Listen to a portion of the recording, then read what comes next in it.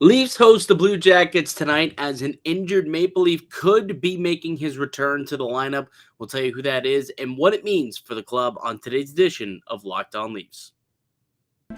You're Locked On Maple Leafs, your daily podcast on the Toronto Maple Leafs. Part of the Locked On Podcast Network. Your team every day.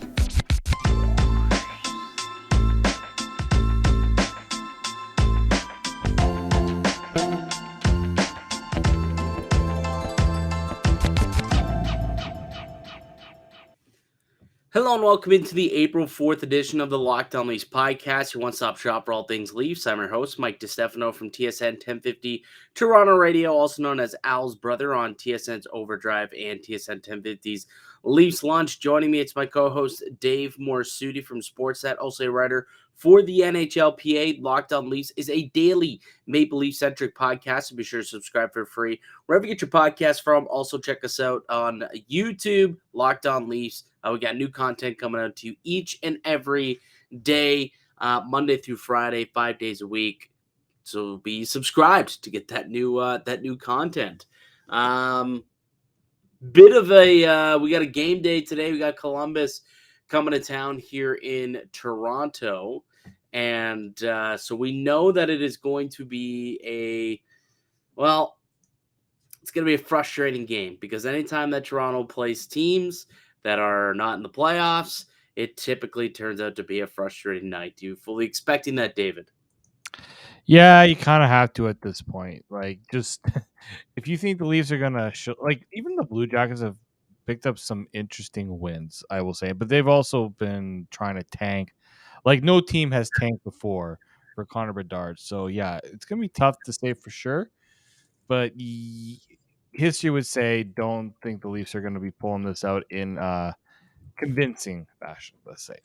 No, I don't. I do not think that'll be the case. Before I go any further, I would like you guys to let you know that today's podcast is brought to you by Game Time. Download the Game Time app, create an account, and use the code LOCKEDONNHL for $20 off your first purchase. So there wasn't a practice at all on Monday, so we're kind of not much news on the Matt Murray front that we have for you. We will know more information throughout the duration of Tuesday when they get back to practice in the morning ahead of the skate. I'm sure we'll have more information about Matt Murray then. But for now, though, Dave, like when we look at the goaltending schedule going forward, I think it's probably in the Maple Leafs' best interest to just go forward with Joseph Woll for a while here and kind of give him a good run. There's 6 games left.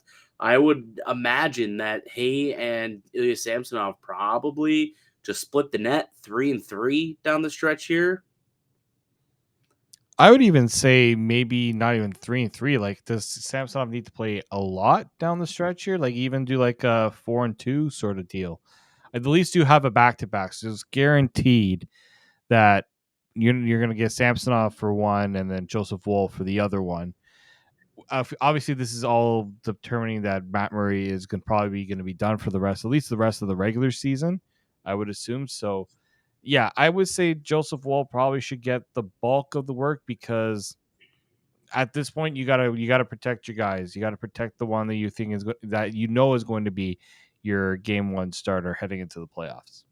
Yeah, that's a good point. I mean, if you want to bring up, I'm looking at the Leafs schedule right now. I don't know if you want to try and bring that up quickly, and we can kind of go over it and discuss which games we think Samsonov should get the start and which games they hand it to Joseph Woll. If you think it should be 4-2 for Woll down the stretch as opposed to giving Samsonov that type of rest, because I mean it does make sense a little bit only because now you look at it and we were anticipating maybe Samsonov wouldn't have to carry the bulk of the load through the playoffs, where I don't think that's really a question now. It's his job. He's the starter. It's no longer a tandem. It's not a 1A, 1B scenario. He's the one, clear-cut one. And even if Matt Murray comes back, he's going to have to be the 2. And this is Samsonov's net, barring some sort of injury, I would say.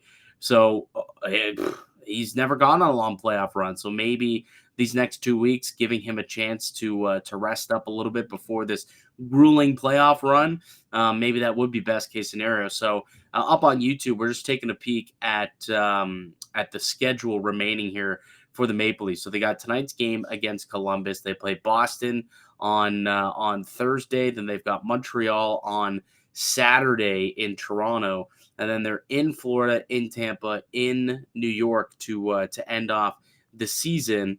And that Florida Tampa is a back-to-back there. So, I mean, Dave, are you thinking maybe the only games you really need Samsonov to play, perhaps you play him in the Boston game and shoot maybe Florida, Boston and Florida, and then you give Columbus, Montreal, Tampa, and New York to Joseph Woll? Yeah, that's kind of where I'm leaning. If you want to give Samson, if you want to do the 3-3, then maybe you do Columbus. You give Woll Columbus. You give Samsonov Boston, Boston and Montreal. Actually, this is tough to really figure out. I think maybe did you give them 3 straight starts in a row? Do you try to break it up? I think for sure you give him Boston. I want to see him at least have one game where he's challenged a little bit, and you don't want to just throw him easy. In Boston, that. In Yeah. Like, get those road games, right? The Boston, Florida, I think those ones should be a must for Samsonov. And Now, then, it's funny you say that. I only say that because I don't trust Tampa to not run Samsonov. Like, yeah, is this also why you yeah. think that keeping him out of that Tampa game is a must? Not only that, don't let Tampa get any sort of scouting report of how you're going to shoot on him, right? Or how he kind of plays against you. So that's another reason there too. Yeah, and then like the final, like if you have to call up somebody from the Marlies, don't even have Samsonov an option to come into the game because you know that's something that's possible with this Leafs team as well. Well, I mean, yeah, I guess if there turns out to be some sort of injury to Matt Murray and they can put him on IR or LTIR, then they would be able to open up some cap space, even if Ryan O'Reilly returns to call up another goaltender. So it actually would be possible for them to give Shalgren like backup duties for that game against Tampa and New York if they really wanted to in games 81 and 82 this season. Yeah. Like it at this point in these last few games, if let's say the Leafs decide, oh, we're gonna play Samsonov like for the last 6 games and he ends up getting hurt, who looks dumb there, right? Like there's just no reason. Like No, I think 3 at most. 3 at the very most we see Samsonov, and I feel like we'll see him in 3 games, but it could only end up being 2 games. If we see him in 3, it's probably, Boston, Montreal.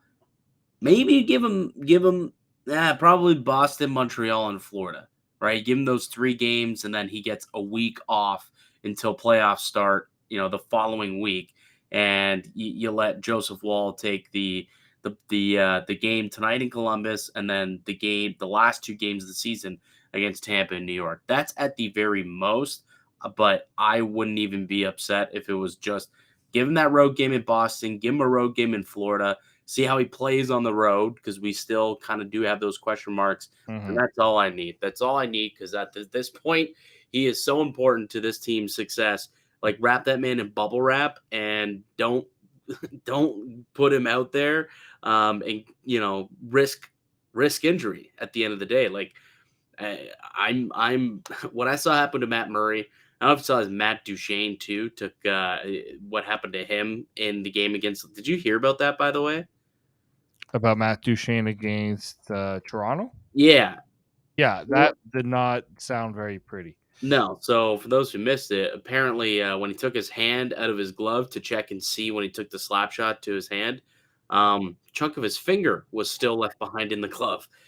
So I'm thinking, yeah, we don't need anyone having those types of injuries. So I'm almost kind of going the other way with it, where I saw the load management in the game against Detroit, and I'm like, you know what?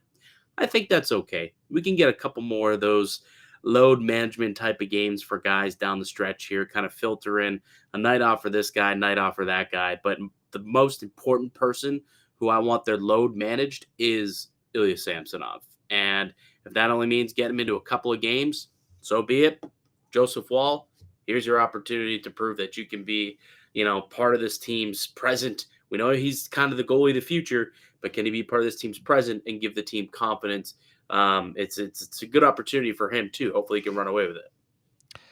Yeah, I mean, there's a lot of belief within the Leaf system, the Leafs organization and Joseph Woll. And let's be honest, Matt Murray, I don't think many see a future with Matt Murray on this team, right? Like the Leafs need to eventually start seeing some of these younger guys that maybe have a little more of a ceiling than what Matt Murray has shown this season, right? Like Matt Murray's had some good games, but at the same time, he's had a lot of inconsistent play.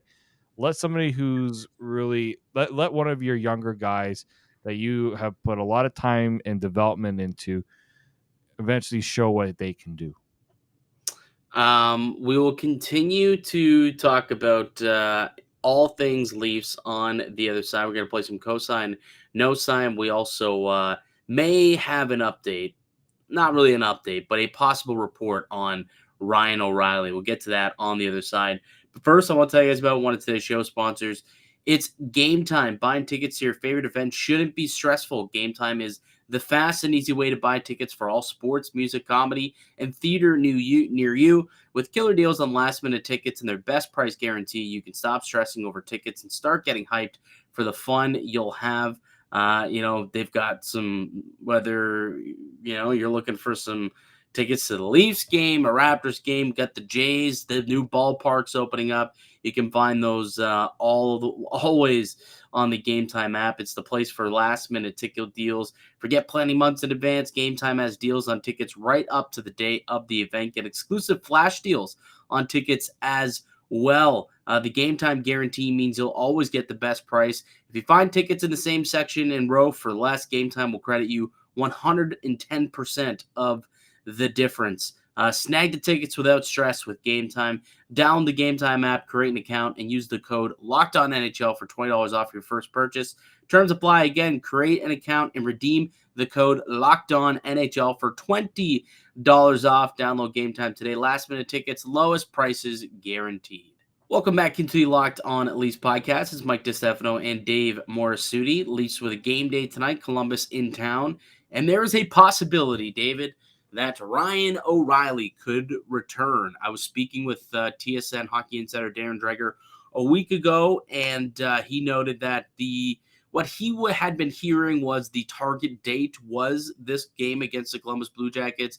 It gives them 6 games. Maybe he doesn't play all 6, but at least 6 games to get himself up to speed, game speed at the very least. Coming off of the finger injury. And tonight they're kind of aiming for it. However, he did note that he's not going to push it if he doesn't feel like he's ready to come. That said, he has been practicing with the group. He was in a non-contact red over the weekend on Friday. So perhaps that does mean that he's inching closer to getting the sign-off and being ready to return. And that would be a nice welcomed boost for this team going up against Columbus tonight, wouldn't it? It would be, because you want to see Ryan O'Reilly get a few games before the playoffs start, especially since he's been off for so long. I know that he's been able to skate, he's been able to practice, but you ask any player when they come back from an injury, they always say you can never simulate game speed, game action in practice. So I think that's important. And they don't necessarily need to play him in every game down the stretch, but they need to get him going a little bit here, and they need to get him going with the guys that he's going to be playing with, especially if he's not going to be playing on that second line with Tavares and Nylander. If they're, a lot of people are saying they're going to put him on the third line, I can understand why. And they got to get him with whoever's going to be on that third line, so that chemistry and that style of play that they want to play can be developed. You sound like you're opposed to that. You say, some people are saying this, and I understand this, but the way you're saying it, David, makes me feel like if you had the lineup card, you'd be doing something else. I want to see, like you see Tavares and Nylander kind of look out of sorts. Mm. And I think they might, like Ryan O'Reilly can help, I think, stabilize things a little bit there. And especially for Tavares, I think that defensively, he's had his ups and downs this season. I think Ryan O'Reilly playing center helps shift some of that responsibilities off of Tavares, and he can be a little more of an offensive catalyst. But yeah, that's my thinking. But again, if they do, I'm not going to lose my mind if they play him on the third line either. I just think that when I see what we saw and Sheldon keep going right to it with the Tavares and O'Reilly combo makes me think that they really prefer that combo just because of how productive they were. Obviously, limited sample size, but there was some production that you liked from them. Hell of a night in Buffalo, man. It was a hell of a night. But you were at that game, weren't you? Was at that game. I lost the hat. That's right. Made my donation. That's right. You did. Yeah, you tossed the hat. That's right, for Ryan O'Reilly. Yeah, I do wonder how different things are now today, though, than when O'Reilly was first acquired and was first also put on that third line. Because to your point, I thought when he was acquired, I looked at him and said, okay, he would fit down the middle really well. Can he play in the second line? Sure. But if you want to have three deep lines and have a deep top nine and a shutdown third line, that's what Ryan O'Reilly can do for you. And I felt like that seemed to be what Sheldon Keefe wanted. And, the first few games he did put O'Reilly, Marner, and Tavares together. They were successful. But then we saw him change things up and O'Reilly went down to the third line before getting injured. And I do wonder, though, now that Tavares is struggling, if maybe we do see Ryan O'Reilly get pushed back up onto that second line, and then maybe, Achari or Sam Lafferty, maybe Camp ends up sliding back down into the 3C hole, and then you can get, Big Z playing 4C, maybe. Could Big Z be the 4C in the playoffs? Big 6'6", 230-pound Z train? Maybe. There's a couple guys who could definitely play down the middle. Sam Lafferty could play down the middle if he wanted to, and Alex Kerfoot could if you end up having Bunting playing up the lineup a little bit. Like, that's the good thing about this team. There's so much versatility. It gives Keefe a lot of flexibility with his lineup. But I am curious to see how Ryan O'Reilly is deployed with the struggles of John Tavares and William Nylander. Does he go on that line to start? Or again, to your point, if he sees him as a third line shutdown guy, start getting that chemistry with those guys now, because there's not many games to do it. No, exactly. Like, I know that Sheldon Keefe has been known to be the lineup juggler, but now's a time where you got to set things in stone. Like, I think that first line of Marner, Yarncroke, and Matthews, that's set in stone. I don't think that's changing. Unless the only other thing I can think of is if Michael Bunting gets moved up there. We saw it for a brief period on the back-to-back weekend games. Other than that, I think that line is pretty set. But it's the second and third line. I cannot tell you what I think that second and third line is going to be, just because we've seen so many different looks, so many different changes. That's something that has to change, because you want to be able to move things around and know you can move things around, but the players need to get some sort of feel for what to expect for the playoffs. Are you even 100% confident you know what the first line looks like? I'm like 90% confident, and that's probably the best I can give you. But, like, would you be shocked if game one comes and all of a sudden Michael Bunting's back on the top line? Like, No. I wouldn't be either. I don't think it'd be the right call. I don't think Yarncroc has lost his opportunity to be up on the top line, but it also would not shock me, again, if just based on how Keefe wants to deploy the lineup, wants to have more defensively responsible guys in different positions, I would say that Yarncroc's probably more responsible defensively than Michael Bunting is, which might be able to help out if they do want a true shutdown third line. Maybe that does factor into how Sheldon Keefe decides to deploy things. But again, Keefe did speak in his post-game conference yesterday and said, they probably will continue to tinker a little bit and get a look at some things over the next 6 games here. I think they have an idea of what they believe works, know works, and think will work. But I think there's still a couple things that they're curious about, and there will be some different looks, I suppose, with guys coming in and out of the lineup with load management and whatnot. Guys getting back into the lineup from injury, whether it's Ryan O'Reilly, Nola Chari. So there's definitely going to be some moving parts. So be aware that there will be a lot of moving parts in the next 2 weeks here in the final 6 games. All right, Dave, we'll take one more quick break. When we get back, let's play some cosine, no sign, my friend. It's always a fun little game that we do like to play here. So we will do that when we return. But first, how about a word from our show sponsor? Yes, today's show is brought to you by Built Bar. If you're looking for a delicious treat but don't want all the fat and calories, then you got to try a Built Bar. We just got through the holidays, and I know my goal is to eat healthier this year. If you're like me, when you want to eat healthier but don't want to compromise on taste, then I got just the thing for you. You got to try Built Bar because it's actually healthy while it's actually healthy and tastes great at the same time. I don't know how they do it, but they maintain amazing macros. Usually they're coming at about 130 calories, 4 grams of sugar, and a whopping 17 grams of protein, and come in unbelievable flavors like churro, peanut butter brownie, and coconut almond. And you don't need to wait around to get a box. For years, we've been talking about ordering your Built Bars over at Built.com. Now you can go get them at your local Walmart or Sam's Club. That's right. Head over to your local Walmart and you can go and grab yourself a box in the pharmacy aisle, or you can go to Sam's Club and you can get yourself an even bigger box of hit flavors like brownie batter and churro. You can thank me later. Of course, if you still want to go and get them online, you can go to built.com and use the promo code LOCKEDON15 to get 15% off your order.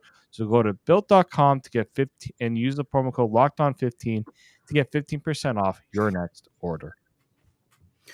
Welcome back to the Locked On Leafs podcast. Mike DiStefano and David Morassutti. We're hosts here at Locked On Leafs. It's a game day as Toronto will be hosting the Columbus Blue Jackets at Scotiabank Arena. We believe that Joseph Woll should get the start. We'll see if he ends up getting it. That will be confirmed later on today. And there's potential that Ryan O'Reilly could make his triumphant return to the lineup in this game in this game as well.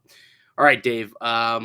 We are going to play some cosine, no signs, one of our favorite segments that we do weekly here on the show, where you and I come up with a statement and we either disagree with the statement or we agree with the statement. So we'll cosign it or we will no sign it. Why don't you go first with your statement, good sir? Well, there's been a lot of talk about Michael Bunting and the referees lately. And Sheldon Keefe said that Kyle Dubas will talk to the league about it. Michael Sign is saying Michael Bunting's relationship with the refs will now get worse as we get closer to the playoffs. I'm going to no sign it. I don't think it gets worse. I don't necessarily think it gets better, but I don't think it gets much worse than what we saw happen yesterday. I mean, the game against Detroit was brutal, what we saw happen. Like the fact that he got the embellishment call on what I thought was actually a pretty hefty cross check from 6'2", 215-pound big boy Jake Wallman. But anyways, well, I'll digress on that one. And then I also thought that the 10-minute misconduct was ridiculous as well. Like, I'm still not quite sure exactly what the misconduct was for. Did he say something inappropriate that crossed the line? Was it the stick thing? I actually don't know. I was having that conversation with David Alter today. I'm like, was there ever clarification on what exactly got him the 10-minute, or was just like that whole altercation? And he's like, actually, yeah, we're not 100% sure. So, but still, I don't think it could get much worse than what we saw happen against Detroit. I don't know if it gets better between now and the playoffs, but I'll no sign that it gets worse. The only reason why I have a feeling it can get worse is you see who is on the other side for Tampa.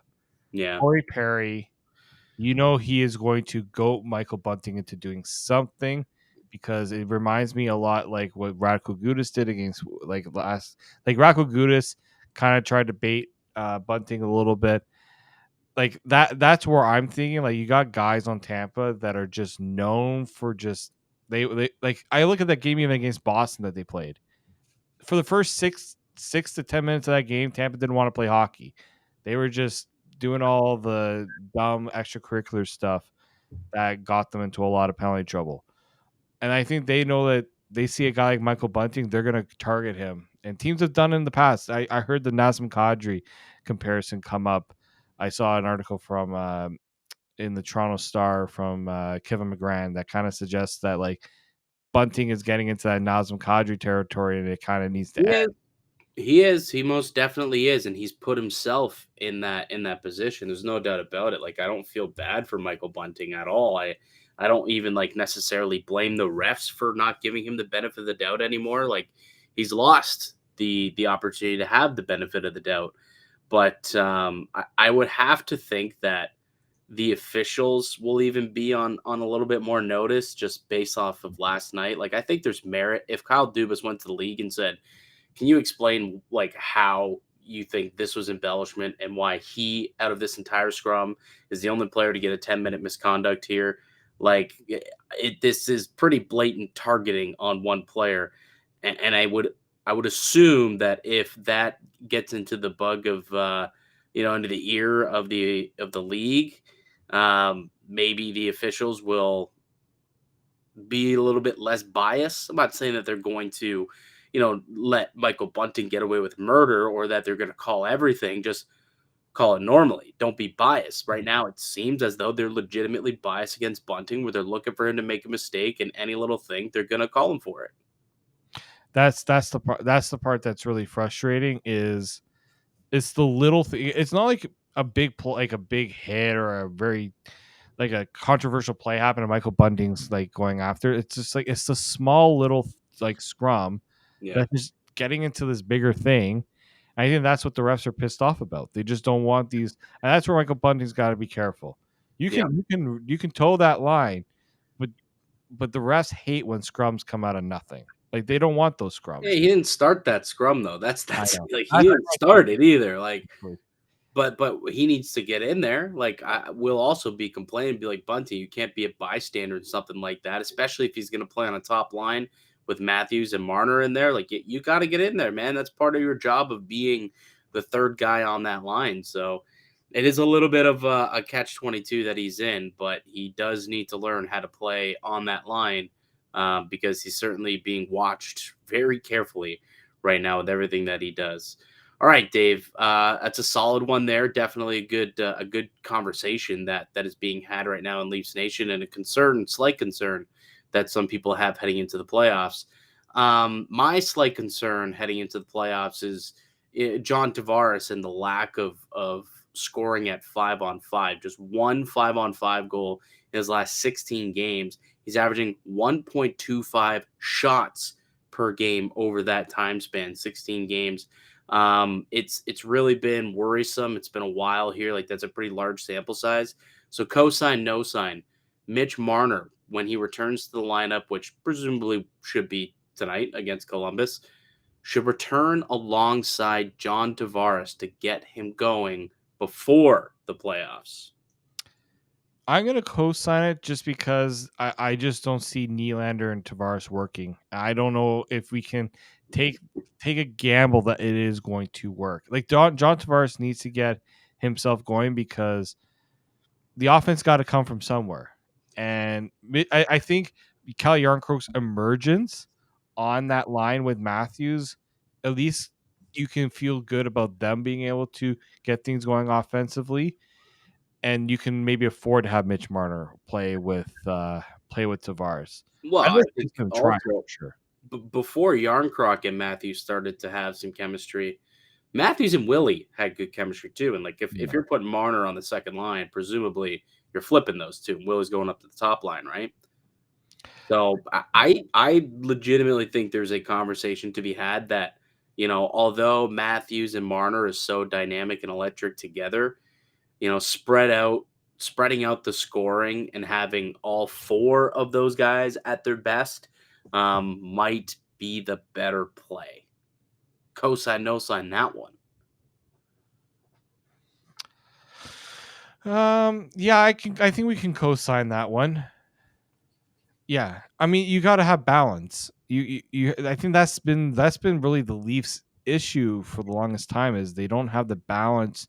Like right now, Matthews and Yarncroke, those guys are going, and you're not seeing the trickle down effect because they're loading up that top line so much. I want to see balance in this lineup. I want to see the bottom six. Like I like the fourth line. The fourth line has found ways to contribute. It's that third line, the second and third line that just seem so out of sorts that it needs something. Ryan O'Reilly. Yeah, that would help. That would help just a tad. Also, just let's not hope that like they're hoping on Matthew Nyes to be that solution as well. I don't think they are, but I'm hearing just from what I've been hearing from the rumblings, the discussions, the water cooler talk. Let's Yeah. call it. From you're hearing from Twitter, which the hell is Twitter? No more than you and I, pal. No more verified accounts coming soon. When is that happening, by the way? I thought it was happening already, and it made it seem like it was like happening any minute, and then nope. Well, they made it seem like April 1st it was going to start happening, and then it didn't. And then I got something. There was are you verified? I don't remember if you're verified. I'm not verified. I'm not that important. Well, they did a good job of getting a lot of our Locked On hosts verified. I wasn't sure if you were one of them.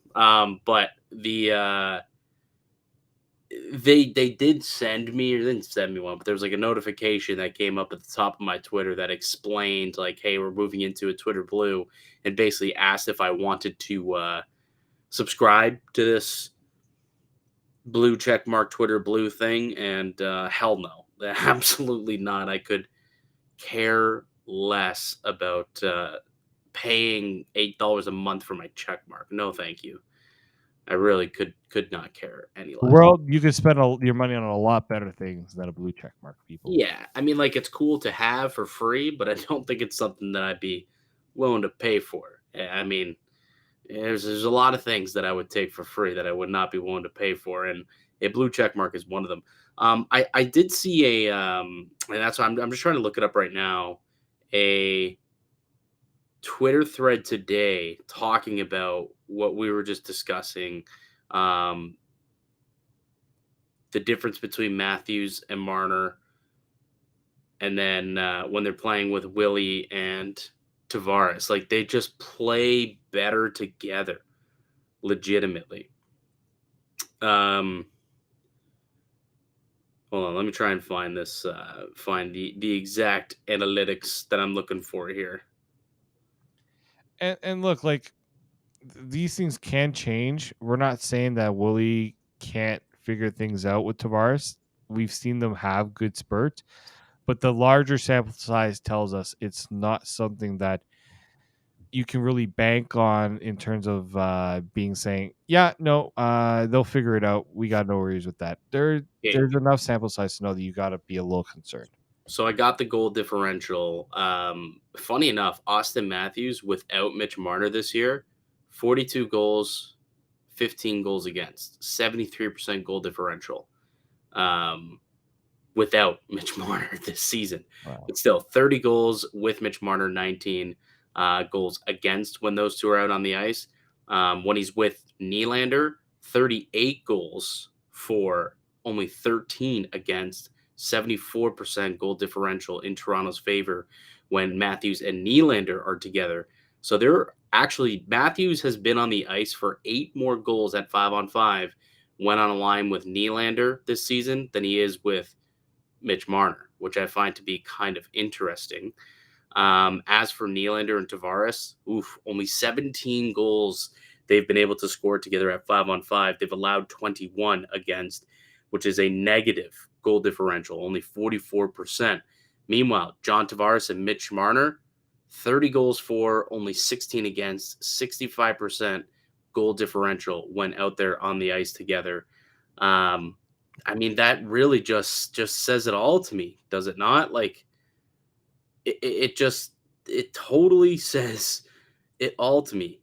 William Nylander without John Tavares, 69% goal differential. Tavares without Nylander, 60% goal differential. But when they play together, 44%.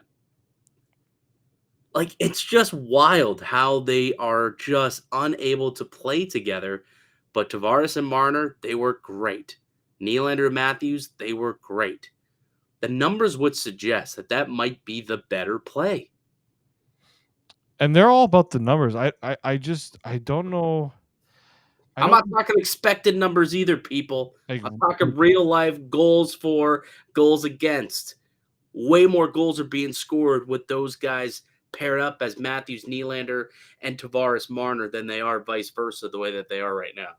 Yeah, no, I think it's at this point you got to go with what's going to give you the best chance. I understand you want to give your guys the benefit of the doubt that they're going to pull through. There's no more of this. We'll see what happens. Like, no, go with what you think is going to be the best option heading into the playoffs. Yeah, absolutely.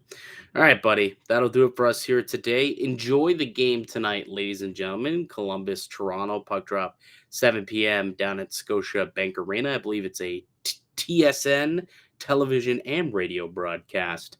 So hopefully I'll be able to run into the Tapman and Frankie Corrado down at the the box tonight down in what do they call it? The media gondola. That's what they call it. The We'll see. Foster Hewitt Media Gondola, I believe. That's it. Yes, that is exactly what it is called. The And I Foster. go there far less than you do. Yes, yeah. I haven't been in a long time though. I realized, like, legitimately, I have not been there since before the O'Reilly trade. Since Ryan O'Reilly became a Maple Leaf, I haven't been to a game. With them being on the road for a while, they went on that West Coast road trip like as soon as they traded for him, and then I went on vacation, and then I just was unable to go to the game yesterday. Like I just I have not been able to make it out to many Leaf games in the last 2 months, but I'm hoping to make it down to the game tonight, and I'm hoping that Toronto gives a good effort against a terrible Columbus team. Terrible Columbus team. Yeah. But we'll see. We'll see. That'll do it for us. That'll do it for us here today on the podcast. Let me get those words out there for you. I'd like to thank you all for listening and supporting the show. You can subscribe to the Locked On Leafs podcast and all podcasts and platforms and receive daily Leafs content. Follow myself on Twitter at Mickey_Canuck. Follow Dave at D_Morassutti. We'll be back for another episode tomorrow. Actually, before we leave, I do need to show you. I got the most random Twitter follow today. Most random Twitter follow. I'm going to see if I can pull it up on my phone here. They'll show up, right? Yeah. I don't know if you can read this or not. Oh, you're mirrored. Let's see. Andrew. I can't read the other name. It's backwards for. Well, how many other Andrews do you know that were former Maple Leafs? Well, I can't. It's ladies and gentlemen. I'm gonna show when Mike sees the video. He's gonna see that I'm like reading it backwards. I know it's backwards, but I thought you could at least read backwards. I didn't realize that. I can do literally. That is one thing I cannot do. Anyways, I what knew a it was up as backwards, but I hate to say it, my feelings on Andrew Raycroft are not the best. Yeah, I would imagine that would be the beautiful goalie mask. I will say he had a great goalie mask when he was in Toronto, but that's the only thing I really liked about it. I don't remember who he was traded for. I can't seem to recall. Anyways, that'll do it for us. Don't even. That'll do it for us here on the podcast. We'll recap tomorrow's game, tonight's game rather, Leafs and Blue Jackets. So return. We'll have another episode for you guys tomorrow. But until then, keep it locked right here on Locked On Leafs.